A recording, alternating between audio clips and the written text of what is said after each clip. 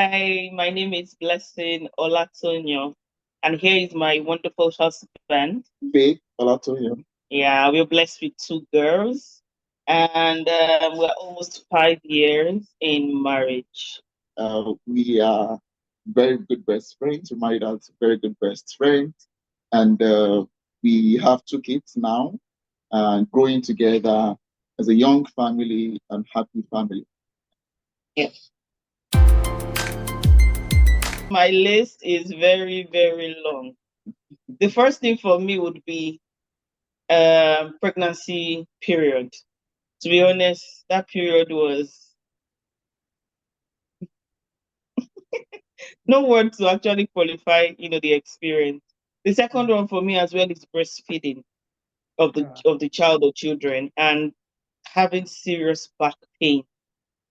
That's it for me as far, giving birth and having children while in marriage. Now, when it comes to the union between myself and my husband, to be honest, as well, there are some things I wish some people had told me. And the first one is that I should not have expectations. I had expectations, so I want my husband to be this, I want my husband to be that. When I entered, I was shocked. To be honest, I was shocked. If I had to go back to God in prayers, that God, what's happening? Hey, did I marry right? Is there something wrong somewhere? And then the Holy Spirit ministered to me that dead all expectations, and then start together on a new, on a new um, slate, yeah, and then get to know Him for who He is, and then treat Him as who He is, understand Him for who He is. And so far, it has been very helpful for me. So that tip has really helped me for the past, for over 4 years now. So maybe I want to also share about pregnancy period. No one told me I was going to be massaging every night. Really, to be honest, he really tried, especially this my last pregnancy. He massaged me, I mean, every night, all through 9 months. My leg is paining me. And My then back is and then paining me. breastfeeding period. Nobody told me I'll be waking up 2 a.m., 3 a.m. every day to prepare toast and coffee or chocolate. Because I was always eating. I just have to eat. I just have to eat because I'm currently I mean breastfeeding, even though I'm bottle feeding, but I have to express milk and all of that. So I'm always super hungry in the middle of the night. So it's my personal chef for toast and hot chocolate. Yeah. So talking about other things, right? In marriage. So I think for me, what I always tell people is you need to appreciate differences. That's one. Mhm. In terms of background, you come from different backgrounds. And then just like my wife was saying, like setting expectations. So it's important that you know that you're starting afresh, you're starting as a new family, you're coming together as two different persons.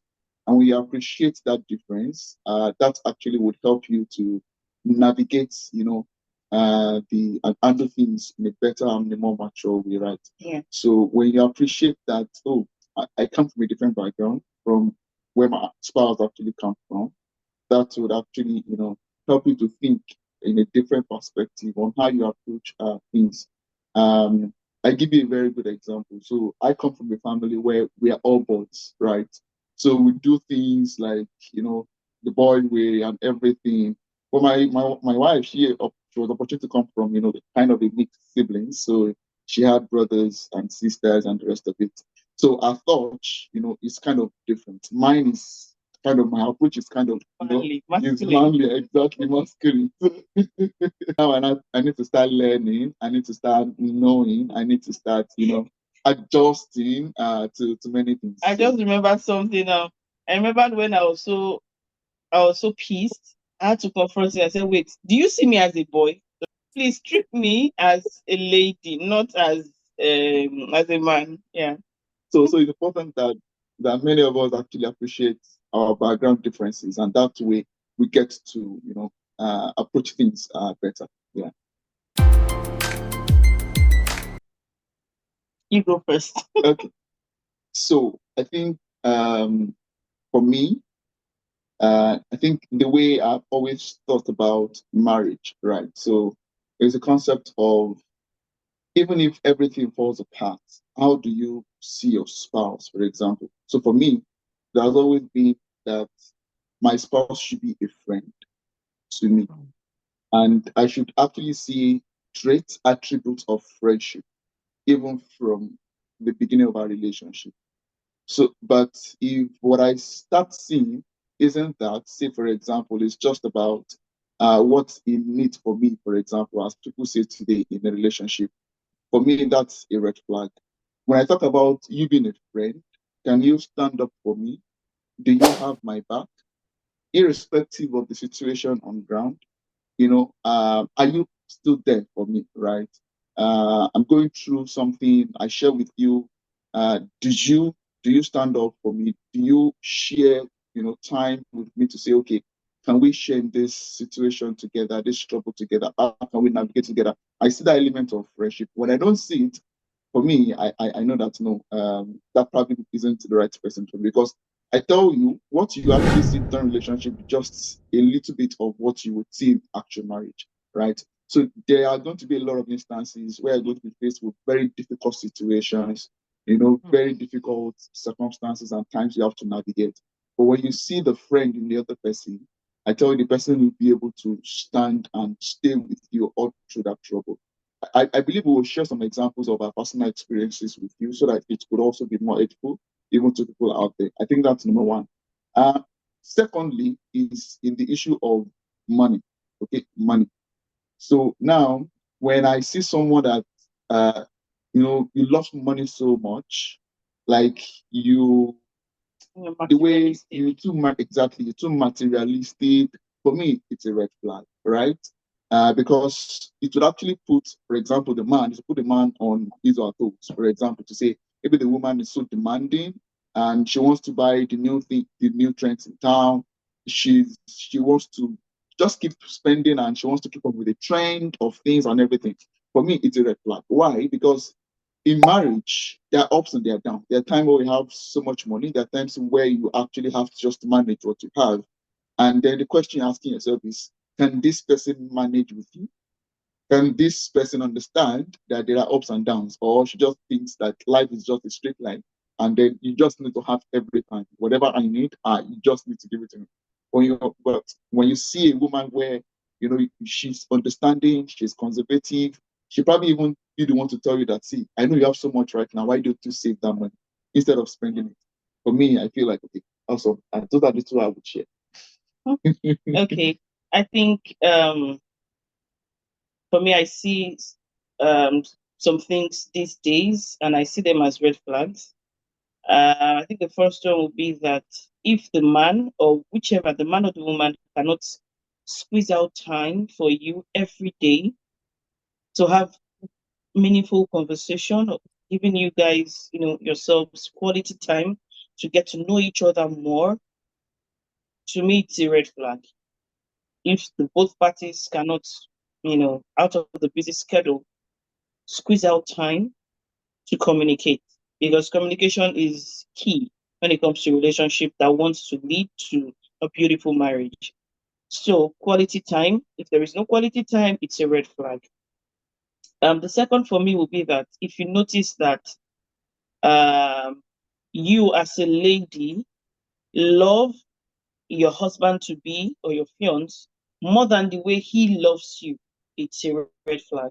It should be the other way around. The man should be the one to love the lady more.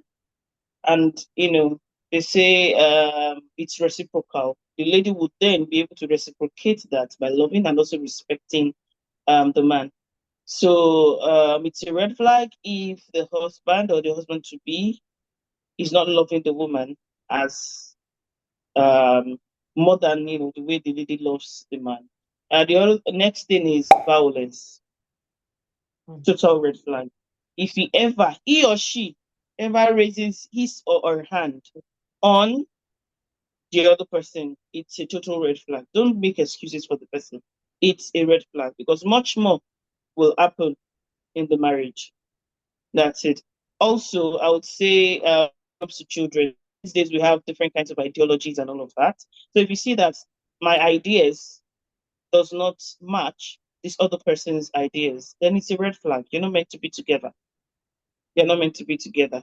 I think I've mentioned four. The fifth one, it's it's a funny point, but I'm still going to say it.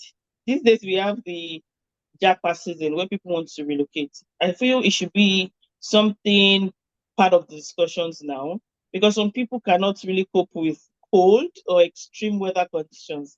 Let me say it that way. And so the lady is really like, oh, I want to travel out. I want a better, standard of living, way of life for my children, especially. And the man is saying, no, I believe in Nigerian culture. I'm going to live and die in African. In Africa, I'm a man of culture. What is there? This and that. I've actually met somebody like that. I was so shocked. Like I was super shocked. I was super shocked. And this is somebody that is well read. So please, they should have that discussion as well. Are you willing to maybe go for vacation outside of our home country, or even open to relocation outside our home country? If not, then it's a red flag, to be honest. So that's it for me. Let me just summarize the three things. I think it's you need to have common goals. If you are not able to have common goals, it's a red flag. Number two, you need to share common interests. So there should be some things that, like for example, you want to maybe relocate together. It's a common interest to be able to at least ascertain some common interest. Mm-hmm. If you're not able to agree on some common interests, is a red flag. Red flag. Okay. And then number three is you should be able to choose common battles. That would be number three.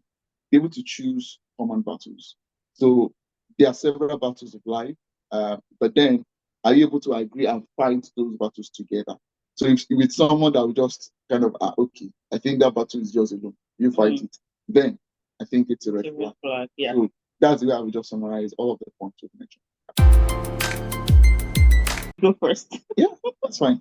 Okay. So I think for me, like I shared earlier, right? So my background, we're all boys growing up, and my first fear was about how would I live with a woman I've not lived all my life, with a girl in the house. Only my mom happens to be the only woman in the house who is older, who will scold you if you do something wrong, who will, and then so my fear is okay, so how am I going to live with a woman? I would say it's a big change for me, right? And then so I think coming into marriage and getting married, which was why when I was getting married, I think I kind of had that self determination that I wanted to marry a lady that was my friend, right? So if I marry who is my friend, uh, I would be able to navigate that journey in a better way. The understanding was going to be better. I think that was one of the things that really worked for us actually. And then I was like, I also wanted to marry someone where I know that we have some common interests because even if everything falls apart, the common interest will always bring us together. For example, just to share with you, uh, we are both singers, so we sing and we play the instruments together. So even if there's nothing else to do, okay, you can sing, I can play the instrument. So we have some common things that we can do to create that bond, to create that fellowship, to create that friendship, and to grow together, right? So, and then it's also someone I think another thing, another tip that kind of helped me is I told myself that I wanted to marry someone that has a big dream, someone that wants to do beyond themselves. Because personally, the way I grew up, so I grew up as a boy that was always maybe first in class, that boy that was always doing well and everything. But then, by the way, that same boy that came out in first class, you, and also from the University of Liverpool. I did not come out in first class, but I'm not intimidated. But then, so where I was going is but then my fear was, what if I marry someone that was, maybe like far from where I see myself being, for example, maybe academically or career wise, what was going to happen? But what I was looking for was for someone that was open minded, someone that was open to growing, no matter what stage or what level that person was. So even from the start of the conversation, I tried to understand from her where do you see yourself in 5 years, in 10 years? What do you want to do with your life? Even though we were still undergraduates as of that time, right? So I was able to understand that, okay, she's someone that has a dream in life, a vision in life, and it's someone also that I think she could push me and I could also push her, right? So that we could be better off eventually. So that was some of the fears I kind of have, like, you have that high standard. Do you think you're able to go to get a woman that would also be able to measure up to that standard? But what I discovered is that you might actually not find that woman that is high up there, but if you see that seed of growth potential in the person, I think marriage is actually a platform where you get to grow that seed, and that seed actually kind of blossoms and becomes so fruitful, like we're experiencing today. Mm. Okay, I think for me, before marriage, one of the fears I had is that I may, I like to keep my personal space. I'm not the type that is very social. I'm kind of sociable. All my friends I've ever had till today, I've been in the choir. While I was in my undergraduate days, the friends I can say I have, or let me say acquaintances as well, were from the choir. Rarely will you see me have somebody outside my space. It's very, yeah. So I already know that, okay, if I'm going to get married to anybody, it has to come from my space there from the choir. And that was where we also met. He was also a chorister back then, during my undergraduate thing. So that was it. So I'm the type that I'm not very social. And I kind of wondered how I was going to cope in marriage. Because at times I just want to be in the room, lock up myself, and just do my thing, to be honest. Even my mom raised the concern to me that then at home, I prefer to take my food to my room to eat. I don't want to sit on the dining with everybody. Not because of anything, I just want that privacy. And then my mommy then mentioned that they're always running to the room to eat. How will you cope in marriage? And then that just opened my eyes. I'm like, wait, oh, so this is something I need to work on really. And so it kind of maybe let me say scared or bothered me, and I knew that okay, I need to improve in this area. And I think I've kind of improved, but at times I feel like maybe I'm not in the mood or something. I just tell my husband, leave me alone, leave me alone. And then I'm happy and I'm grateful for God because He kind of understands and He just allows me. And yes, understanding is very important. So He kind of understands as well. I also push myself like, oh no, this is marriage. This is not your single days. Yeah. She's So very I've lucky also we are not in the diaspora because my own side, we do a lot of parties, a lot of social things, and then I drag her along. yes, that was back in Nigeria. I think it actually got better when we left Nigeria. Back then in Nigeria, there's always party. If there's no burial, there's wedding. If there's no wedding, there is retirement ceremony. And he expects me to also hop in the car and then we are off to one, the western sides of Nigeria most times. In fact, I even spoke to him about it. Like, see, we are coming from two different backgrounds. You can't force me to be what I'm not. I also cannot take you out of what you are. So there should be a common ground. If I say no, it's my no. You just go. I'll pray. Same journey. You go and come back safely. Also, the second one was calls. It's their tradition that, oh, when speaking to somebody, and then there's the daddy there, of course, we speak to the daddy as well. And then the parents are always with people around them. They live that communal kind of life. And so they say, oh, give the phone to your wife. And then I speak to A, I speak to B, I speak to C, to D, to E. Oh my God, it's always so tiring to me. So at times when we had a conversation about it, to be honest, I just told him, see, this cannot work for me. I don't like calling people, I prefer to chat. Drop me a message. When I have the time, I'll reply you. That's it for me. So we got to like come to a common ground on that. When I say no, he just tells the person, oh, magician, I will deliver your message to her. Yes, ma. Thank you so much, ma. Yeah. So we are now on that, on that level of understanding. Yeah. So that's it for me. There's a lot. Oh my God.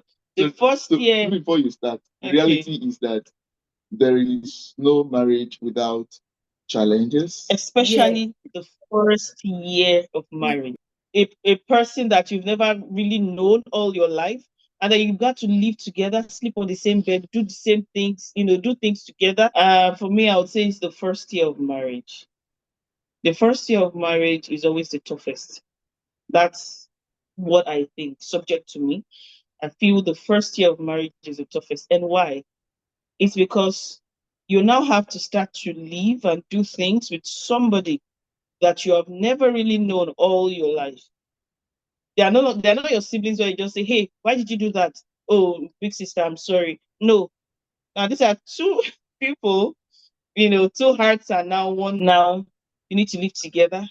You need to, you live together in the same house, you sleep on the same bed, you kind of eat together and all of that. There are roles and responsibilities now. To delve, deeper, me as an example, practical example for me, you go to church together, and then when you come back from church on Sunday, as the lady, you want to quickly go to the kitchen to prepare the meal and all of that. And he's just there, maybe just sitting and relaxing. And I feel like if I was single, if I want to just sleep, I'll just go and sleep.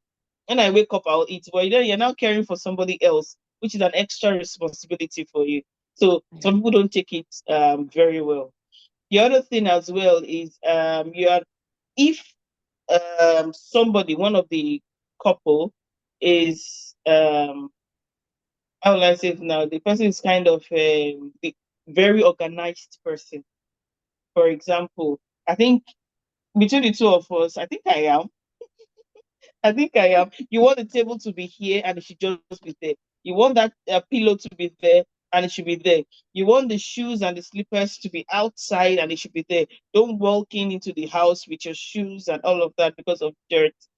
And then you have the other partner that really doesn't care, Mm. is going to walk with those shoes with dirt and dust into the sitting room, removes his shirt and shoes somewhere. Oh my God, there is going to be issue, to be honest, because the wife will be like, I don't like this. Why are you like this? And if the wife's mouth is not even guided, she might even start talking. Are you a kid? Are you a baby? Why must I tell you everything? How if the wife might even refer the man back to his house, where he grew up from. Like, is that how you do your house and all of that? So this first year is a year or a period where you get to know each other and try to understand each other and try to adjust for each other. So to be honest, marriages should not break in the first year. Now that includes, of course, when there is no violence, it's just to understand each other. Marriages should not break. You might even feel, I felt like, I hope, did I marry right? I hope there was no mistake. Like, I prayed, God told me, why is all this happening? But then Mm. it's expected of us to still go back to that same God that, please, I don't understand. This is who I am, and this is this person. What's going to happen? I'm telling you, God will come to your aid. God will give you tips to help you scale through that period. And that was what happened for me. We had a lot of disagreements. And at that time as well, I was also married. Sorry, I was also pregnant. Right. So I had the pregnancy hormones disturbing me. I have my husband to also deal with, like, I don't like this. Why are you doing this and that? And so at times we're always arguing, and I got fed up of the arguing, to be honest. At times I just keep mute. I just had to pray that, God, what's happening? But eventually we got to, we spoke about it. I told him, please, let's talk. We need to talk. I can't keep this to myself. I'm not happy. And I want to be happy in this marriage. So we sat together, we talked heart to heart. And then we are the type that we are open to change. We just want to make the other person feel better. That's one thing I think really helped us out of this space. He wants to make me happy, and so he tries his best. I also want to make him happy and not to always nag and complain and argue. So I also try to understand him, and then we are on the same page. Then also one other thing that helped us is that we always communicate. If I'm not happy, I'll call him. You did this. I'm not happy. Even at the time, we made a rule that if you're not happy, we must not sleep over it. We must discuss it, trash it out before we sleep. It also helped us, at that phase. So, in conclusion, the first year of marriage is always, to me, is the toughest. And how do you scale through that period is communication, openness to your spouse. Also pray about it. If your spouse is not is not bending to what you really want, pray about it, and God will see you through that period. Yeah. Amen. Yeah.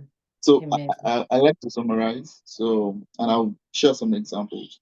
So, like I said earlier, starting off as new couple, different background. That's the first thing. So we came from different background. We had different opinions, different perspective to things, different approach to issues. So everything is different. Okay, there's nothing that is the same. And this, for me, it's a challenge, right? Before I could make my own decision and make it all alone, and I take full responsibility. Now I have to share, opinion. True. She has to share our own, and then we have to come to a common ground, a common agreement. So it took us, we needed to come to that realization that wow, so this is a new phase of our lives, and that we needed to admit and adjust to. So that was like number one. We should have actually shared some examples, right? Number two for me was money. Okay, so there's this concept generally called that Your money. my money is our money. Our money is our money. My money. Hey, it's my money. So, sincerely, I think the issue of money is also very, very important that couples actually they sit together to discuss and agree as a family, right? To say, you know what, this is the income that we have in the family. How much are we dedicating to, give to maybe external people? Of course, how much are we giving to God, tithe and offering? How much are the bills we need to pay and settle? How much are we going to save and invest? So this discussion needs to happen. But one thing that I would say I've realized is that when two people come together and they see themselves as one, okay, this concept actually begins to fade out. And I will share a very good example with you, right? So when we moved to this new country, we decided to actually go into some investment, right? And the two of us decided to be pulling our resources into it, irrespective of how much you were making. So we committed ourselves, okay, we know this is how much you earn, we know this is how much I earn. Okay, this is the goal that we're looking for. So we found a common goal, and the two of us we put our heart to it, and we were able to achieve it, right? So we didn't follow this concept of okay, you're the man now, just do it and just do it alone for the family. No. So we kind of had that common passion to say, okay, you know what? As we are growing older, we need to already start making plans for the future for ourselves. We came to that realization, that agreement, and we worked together towards it. Number three, that I would want to talk about is the issue of in-laws, or maybe like I would say family. The issue of family also is very important, right? So what you actually get to realize is that a lot of people want to poke nose into what is happening in your family. People want to know what is happening between the two of you. People want to just be in your matter, that kind of thing. But I think the way God has actually helped the two of us is that whatever happens between the two of us stays between the two of us. Nobody gets to know it. So if you fight, if you quarrel, if you argue, that all of that is bound to happen. You two are different. You will definitely have disagreement, but it's kind of just stays between the two of us. No third party. No third party gets involved. I think that was a principle that we involved in our life. Even sorry to cut you.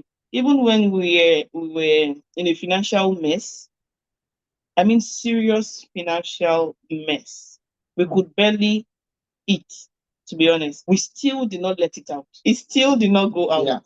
By the way, after we now got through, after we now got over it, that was when I now started to mention, and they were super shocked. Like, and you did not tell us, and you did not.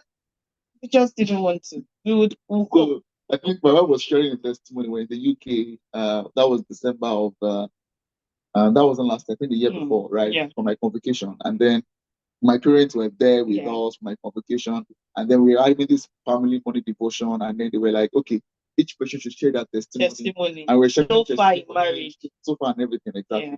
That was when my wife was mentioning it that, you know what, we actually ran into serious debt in Nigeria, into millions of naira.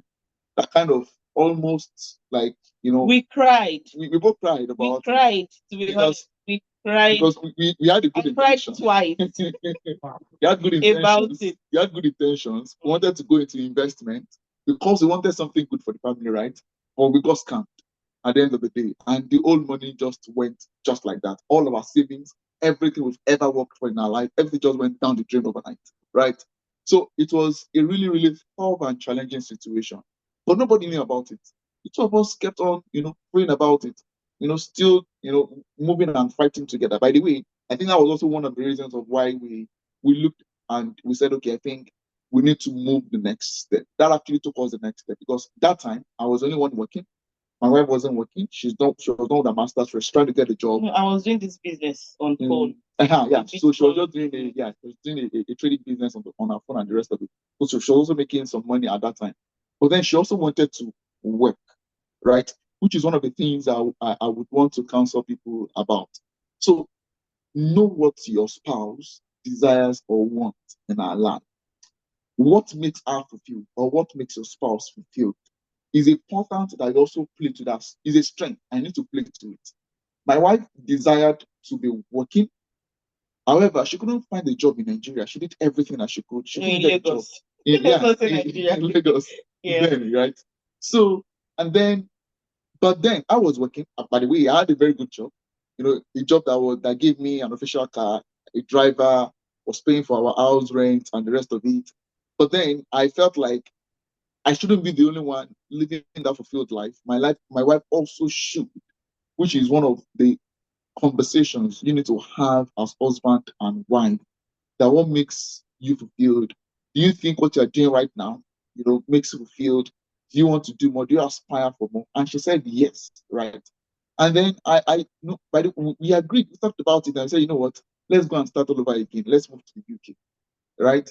And I said I was going to go and study, go back to school. She had a master's then. I said, hopefully when you get there, you get a job. I will also go back to school, get my master's, and then hopefully I can get a job. Like I decided to let that job go.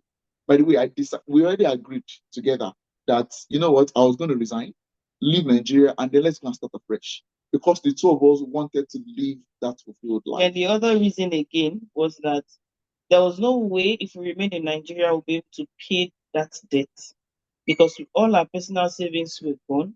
We also borrowed from people. Yeah. So there's no way we calculated because my husband is a very analytical person. So he detailed everything and said, in the next 10 years, we'll still be paying debt. Yeah. But if we relocate, we try a means, we get a means to relocate, we'll be able to pay this debt in 2 years, I think. Yeah. I'm like, so what are we waiting for? Let's look for money. We have to borrow and borrow again to leave because he got admission, about 80% scholarship. So we need to pay the main 20%. Yeah. And so we got it and all of that. We moved so that we can at least pay everybody in 2 years. Yeah. So that was also part of the reason. So I think what I'm driving out is that in your early years of marriage, there would be major challenges like this. So one more point. This happened in our first year of marriage. Year of marriage, by the way. Yes. So the first. So a cherry on the cake. I mean, on top of everything that is happening, I'm trying to understand my husband. He's trying to understand me. Yeah. I'm pregnant, pregnancy hormones. Then so came in. We were scammed. Yeah. Yeah. So it's important that as husband and wife, you actually put hands together. I tell you, it's super, super important. And like I said earlier in the video, right? I said, choose your battles together. So it was a battle that we knew that we needed to fight together and fight it to the end, which was why I was ready to make some sacrifice. Okay, let me leave my job in Nigeria. Let's go start all over again because we knew that it's something better would actually come out of it. So, and we agreed and we moved and everything got sorted out. So that's, I think the last thing I would want to share when it comes to challenges, right, is I would say time. So time management. Like my wife was saying, I'm a very organized person.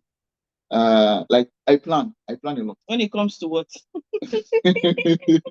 You're a very organized person when it comes to calculations, making plans, and everything, right? So I think the challenge that I had at that time was that how was I going to put my wife in the picture of everything. I love to plan, like plan for the future, plan for everything, and the rest of it. Like, how was I going to adjust to having somebody else impute into those plans? You have 5 years plan, you have 10 years plan, you have all these big plans. I want to achieve by this age, I want to be this, and all of that. But what I discovered is that there is strength in two becoming one. I tell you. I give you an example. When I was single, I was always telling myself, by the time I'm 30 years old, I must have gotten a PhD. And then, I must, uh, because then I was like this academic person and the rest of it. Today, I don't have a PhD.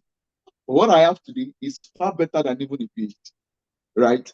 So Yeah. we both have masters today. We both have, lovely kids today. Work We both have, experience in we relevant are both field. working in a field that we both love and companies that we both love to work. We both have, we have investments today that we wanted to start in the first year that got us good. So, and, it's as if, so I think two coming together.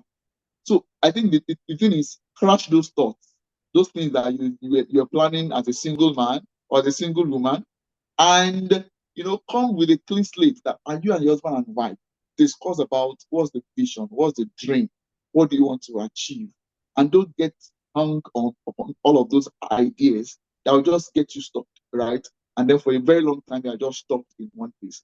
So when you do that, I think that actually kind of helps you. Yeah.